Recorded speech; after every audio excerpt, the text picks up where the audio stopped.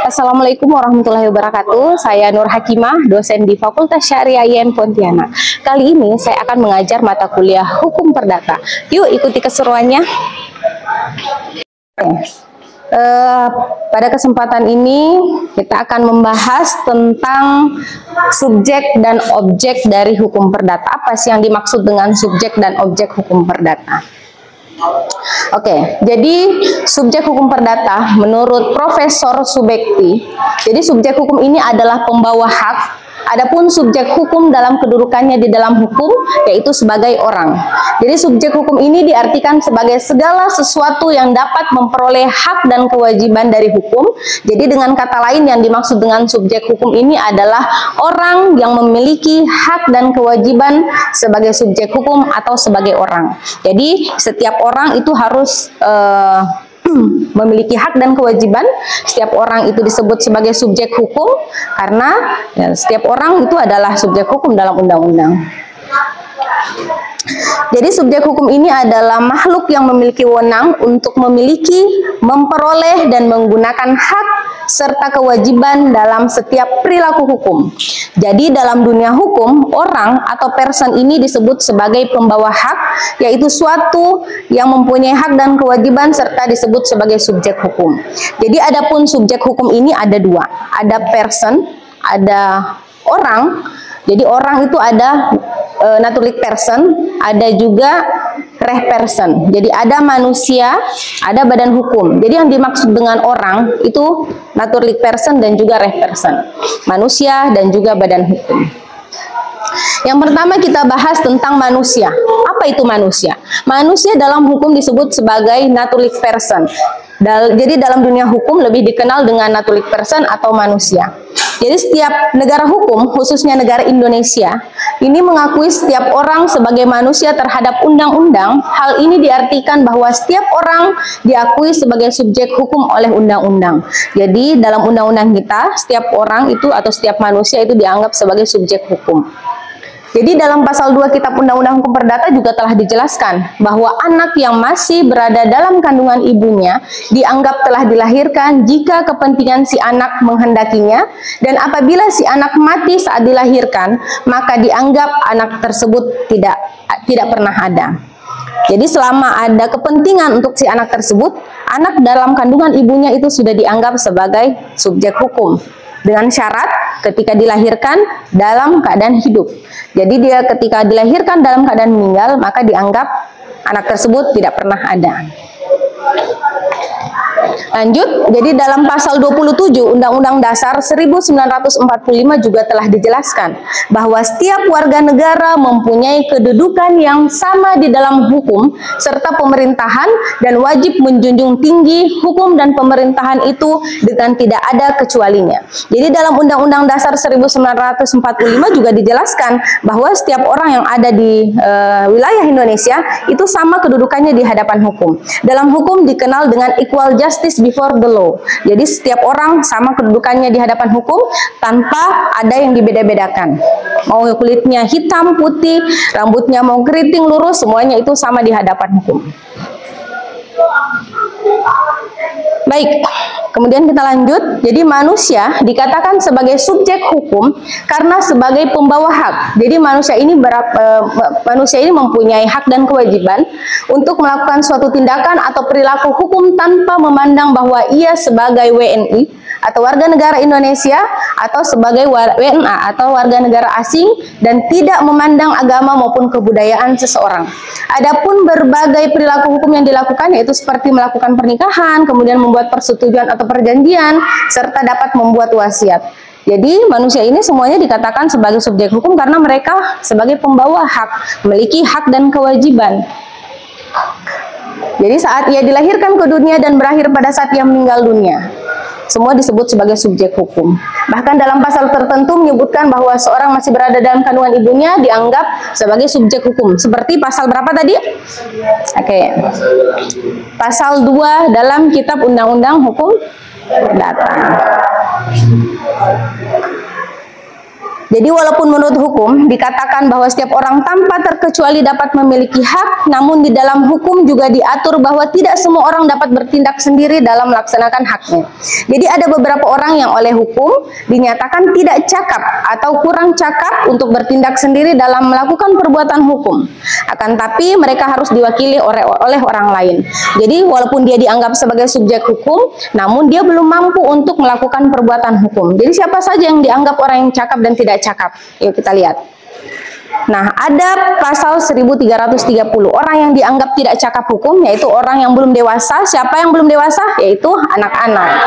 Ya, orang yang ditaruh di bawah pengampuan atau kuratel, berarti orang-orang ini harus diwalikan, harus didampingi ketika melakukan perbuatan hukum. Siapa itu? Orang yang sudah dewasa namun tidak sehat akalnya. Biasanya ada orang yang lansia, ada orang yang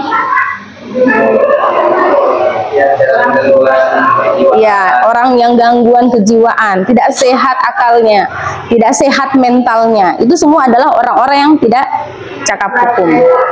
Ya, atau kuratel ya. Kemudian ada badan hukum. Jadi badan hukum ini dikenal dengan rehperson. Rehperson apa yang dimaksud dengan rehperson? Jadi dalam kehidupan bermasyarakat ini, manusia bukanlah satu-satunya sebagai subjek hukum. Bukan hanya orang sebagai subjek hukum, bukan hanya manusia seperti kita subjek hukum. Tapi badan-badan hukum pun diakui sebagai subjek hukum. Kenapa? Karena mereka juga bisa melakukan perbuatan hukum. Mereka juga bisa disebut sebagai orang yang memiliki hak dan kewajiban. Jadi badan hukum ini adalah sekumpulan orang atau badan yang mendirikan suatu organisasi, kemudian dia memiliki hak dan kewajiban hukum yang terpisah antara orang-orang atau badan-badan yang mendirikan atau menjalankan organisasi tersebut. Jadi sebagai subjek hukum, badan hukum juga tentu memiliki hak dan kewajiban yang sama seperti orang atau seperti manusia lainnya. Jadi dengan mengadakan hubungan hukum, baik orang dengan orang maupun dengan badan hukum. Jadi badan hukum itu juga bisa melakukan hak dan kewajibannya, bisa melakukan kerjasama dengan antar orang per orang atau maupun badan hukum lainnya. Nah, bisa dilihat di depan sini bahwa subjek hukum ini ada subjek hukum yang sifatnya individual atau orang, ada sifatnya pemerintahan, ada sifatnya badan hukum, kemudian ada undang-undang lainnya. Jadi kalau badan hukum ini terbagi lagi, ada badan hukum yang koperasi, PT, CV, dan lain sebagainya, ataupun yayasan ya, itu juga termasuk sebagai badan hukum. Kemudian ada objek hukum. Objek hukum ini adalah segala sesuatu yang bermanfaat bagi subjek hukum. Jadi apa yang dimaksud segala sesuatu yang bermanfaat bagi subjek hukum? Jadi objek ini berkaitan dengan hubungan hukum. Objek hukum berupa benda atau barang ataupun hak yang dapat dimiliki atau bernilai ekonomis. Kemudian dalam kitab Undang-Undang Hukum Perdata juga telah dijelaskan terkait objek ini dalam pasal 503 dan juga 504. Bisa dilihat nanti di kitab Undang-Undang Hukum Perdata bahwa benda dapat dibagi menjadi dua, yaitu benda yang sifatnya kebendaan dan juga benda yang tidak bersifat kebendaan. Jadi ada istilah material kegoderen dan ada juga imaterial kegoderen. Demikian juga di pasal 499 KUH Perdata menyebutkan bahwa objek hukum adalah tiap-tiap barang dan tiap-tiap hal yang dapat dikuasai atau dimiliki. Jadi setiap orang bisa memiliki hak kepemilikan. Kemudian ada yang disebut dengan pembagian atau penggolongan benda. Ada benda berwujud, tidak berwujud, benda bergerak, tidak bergerak, benda yang dapat diganti, tidak dapat diganti, benda dapat dihabiskan, tidak dapat dihabiskan, dan benda sudah ada maupun yang akan ada. Nah, objek hukum itu ada yang disebut dengan benda, ada yang disebut dengan hak. Ada benda berwujud, tidak berwujud, tetap atau bergerak, kemudian ada hak mutlak atau hak nisbi. Hak ini berkaitan dengan hak agendum, hak kepemilikan, kemudian ada berkaitan dengan hak nisbi. Nah, apa itu benda yang bersifat kebendaan atau material kegoderen? Berarti benda yang bersifat kebendaan ini adalah suatu benda yang sifatnya dapat dilihat, diraba, dirasakan dengan panca indera yang terdiri dari benda yang berwujud. Jadi kalau yang namanya benda berwujud berarti segala sesuatu yang dapat nampak oleh panca indera. Ada benda bergerak, kemudian ada benda yang dapat dihabiskan, ada benda tidak bergerak. Ini adalah benda-benda yang berwujud. Jadi sifatnya berwujud berarti dapat dijangkau oleh panca indera. Ada benda yang bersifat tidak kebendaan. Apa itu benda? Benda tapi bersifat tidak kebendaan.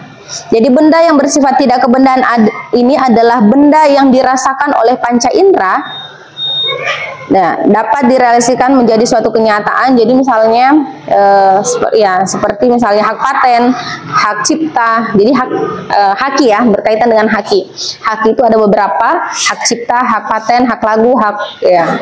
Semuanya itu termasuk dari benda yang tidak kebendaan. Dia termasuk benda tapi ya tidak berbentuk dengan imaterial. Oke. Mungkin itu terkait subjek dan objek. Ada pertanyaan lain? Ya.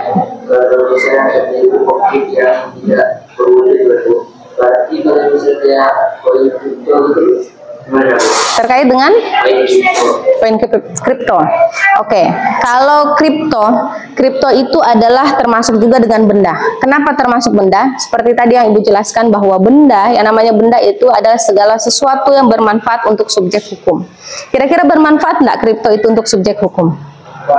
Bermanfaat. Jadi itu masuk dalam benda. Walaupun sama dengan misalnya kita investasi ke perusahaan. Kita tidak lihat wujudnya, tidak lihat bendanya, tapi bisa kita terdetek itu. Misalnya berapa sekarang investasi kita itu akan naik terus. Apakah naik atau turun? Nah, itu kan tergantung dengan bendanya. Apakah dia benda berwujud atau tidak berwujud. Sama dengan bunga. Bunga itu juga termasuk benda, bukan bunga yang di taman ya, tapi bunga dalam ketika misal kita berurusan dengan badan hukum, termasuk juga seperti PT, CV, atau bank-bank, itu juga berkaitan dengan badan-badan hukum atau perkumpulan organisasi dari orang-orang yang membentuk suatu organisasi ya. Itu juga termasuk dengan badan hukum. Jadi apapun yang berkaitan dengan badan hukum, berkaitan dengan subjek hukum, yang bermanfaat bagi subjek hukum, itu disebut sebagai objek hukum. Jadi kripto itu masuk sebagai benda. Satu lagi ada dari Putri. Silakan kalau ada yang Putra. Oke, silakan.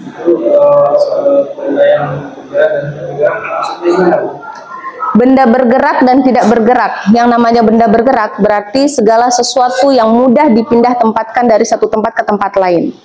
Nah, kalau yang termasuk benda tidak bergerak berarti benda tersebut menurut undang-undang sulit untuk dipindahkan dari satu tempat ke tempat lain. Itu benda bergerak dan tidak bergerak. Jadi ada namanya benda bergerak berarti benda yang mudah untuk dipindahkan seperti ya di kelas ini ada kursi, meja, penghapus, kemudian papan tulis, itu masuk dalam kategori benda bergerak. Nah, kalau benda tidak bergerak ya seperti menyatu dengan tanah, seperti rumah, bangunan, pohon, dan lain sebagainya. Oke, bisa dipahami? Demikian, kalau memang sudah tidak ada lagi pertanyaannya. Wabillahi taufiq wal hidayah. Wassalamualaikum warahmatullahi wabarakatuh.